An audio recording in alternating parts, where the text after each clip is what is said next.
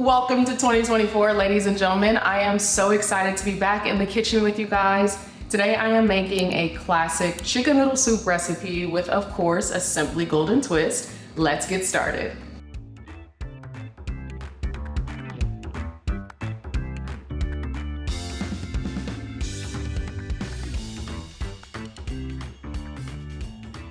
What kind of chicken noodle soup recipe would this be without, of course, chicken? I'm gonna use chicken thighs. I already have them washed and clean. I'm gonna put them on the bottom of the crock pot to go ahead and get started. You wanna make sure you wash your chicken thighs first. Why? I'm not 100% sure. All I know is that the women in my family always say, if you don't clean your chicken, no one should be eating it. So I've already got my chicken washed. I left on some of the fat because I like to add the fat to soup for flavor.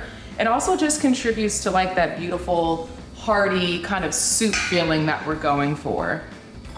I did not feel like chopping up my onions today, so I just pulsed them in a food processor with 3 cloves of garlic. I like a really flavorful soup, so I'm using an entire white onion in addition to 3 cloves of garlic.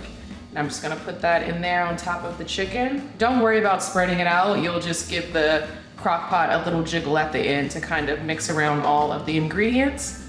Next up, I'm using a little bit of carrots. I don't like a lot of chunky vegetables inside of my soup. I know for some people that's the aesthetic that they're going for, but to me, less is more. It's more there for visual appeal, not necessarily to contribute to this overwhelming vegetable kind of taste. For a chicken noodle soup, we really want to enjoy the flavor of the chicken. So I'm using about 1 cup of frozen carrots. Now here's my SimplieGolden twist. Most people use celery inside of their soup, but I want that nutritional benefit of spinach inside of my soup. Spinach contains a healthy amount of iron, which is really good for you during these colder months. So I'm using 1 cup of frozen chopped spinach. Makes my job so much easier since I don't have to chop up the spinach. It's already ready to go. You also don't have to worry about the water content because you're making a soup. So the water that's already in these frozen vegetables, it's just gonna add to the texture. I've got all of my seasonings here ready to go. This is a very herby blend because I want my soup to have tons of flavor. So inside this dish, I have freshly cracked black pepper to taste, of course. I have a dash of cayenne, some smoked paprika.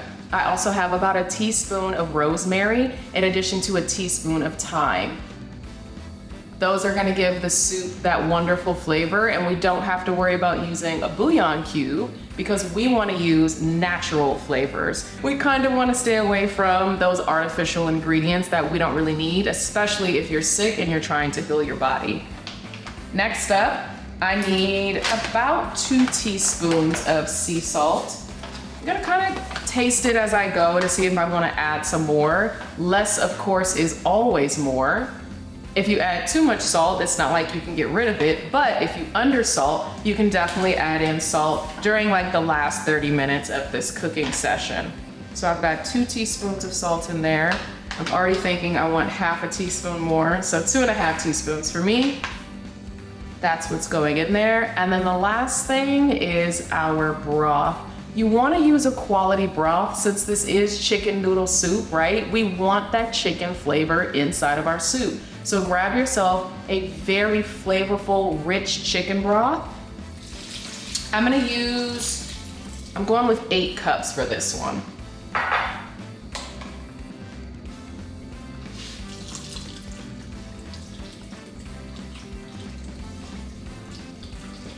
You'll see your ingredients are already starting to even out in the bottom of the crock pot, just like I said they would earlier. So you don't have to stir it, you don't have to jiggle it. It's honestly, guys, it's already ready to go. It's super easy.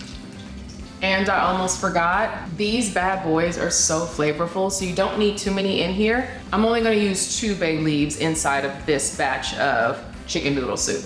I know you're probably thinking, Jessica, it's chicken noodle soup, where are the noodles, right? They're right here. We don't want soggy noodles. Put them to the side. We're gonna add them in during like the last 15 minutes of the soup actually cooking. and we are going to set our timer. If you wanna cook it on low heat, that'll be 6 to 8 hours. If you're cooking it on high heat, then we're gonna leave it on for 3 to 4 hours.